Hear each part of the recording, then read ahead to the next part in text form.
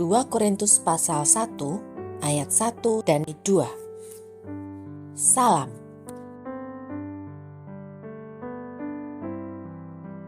Dari Paulus yang oleh kehendak Allah menjadi Rasul Kristus Yesus, dan dari Timotius saudara kita, kepada jemaat Allah di Korintus, dengan semua orang kudus di seluruh Akaya.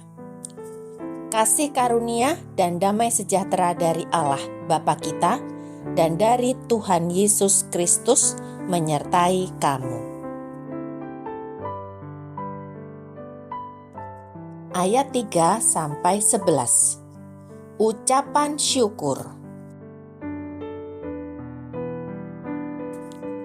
Terpujilah Allah Bapa Tuhan kita Yesus Kristus, Bapa yang penuh belas kasihan dan Allah sumber segala penghiburan, yang menghibur kami dalam segala penderitaan kami, sehingga kami sanggup menghibur mereka yang berada dalam bermacam-macam penderitaan dengan penghiburan yang kami terima sendiri dari Allah.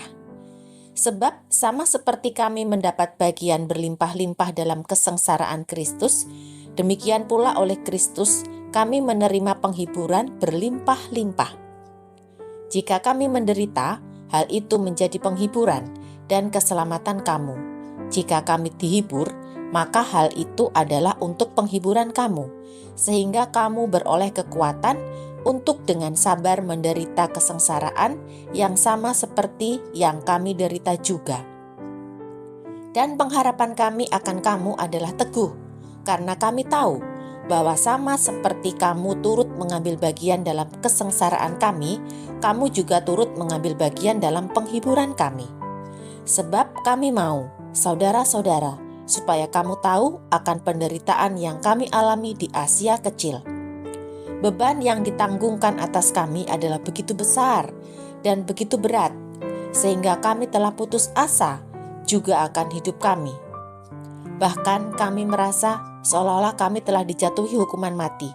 Tetapi hal itu terjadi supaya kami jangan menaruh kepercayaan pada diri kami sendiri, tetapi hanya kepada Allah yang membangkitkan orang-orang mati. Dari kematian yang begitu ngeri, Ia telah dan akan menyelamatkan kami. Kepadanya kami menaruh pengharapan kami, bahwa Ia akan menyelamatkan kami lagi. Karena kamu juga turut membantu mendoakan kami, supaya banyak orang mengucap syukur atas karunia yang kami peroleh berkat banyaknya doa mereka untuk kami.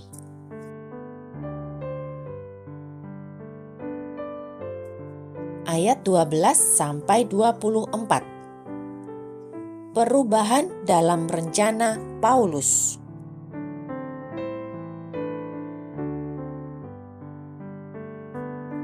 Inilah yang kami megahkan, yaitu bahwa suara hati kami memberi kesaksian kepada kami, bahwa hidup kami di dunia ini, khususnya dalam hubungan kami dengan kamu, dikuasai oleh ketulusan dan kemurnian dari Allah, bukan oleh hikmat duniawi, tetapi oleh kekuatan kasih karunia Allah. Sebab kami hanya menuliskan kepada kamu apa yang dapat kamu baca dan pahamkan, dan aku harap mudah-mudahan kamu akan memahaminya sepenuhnya.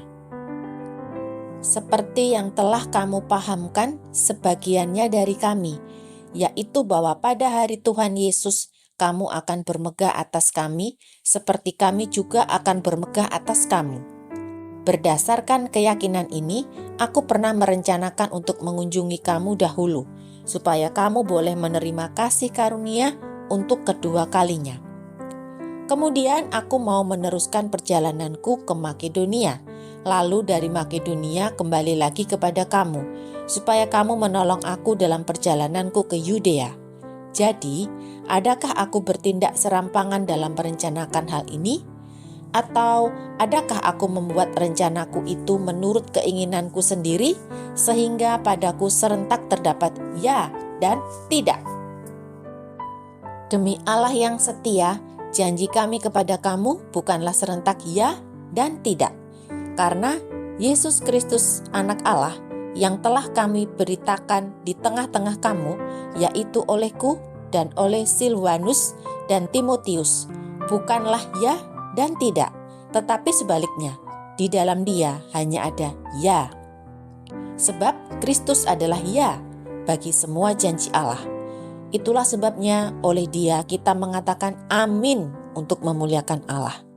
Sebab Dia yang telah meneguhkan kami bersama-sama dengan kamu di dalam Kristus adalah Allah yang telah mengurapi, memeteraikan tanda miliknya atas kita, dan yang memberikan Roh Kudus di dalam hati kita sebagai jaminan dari semua yang telah disediakan untuk kita.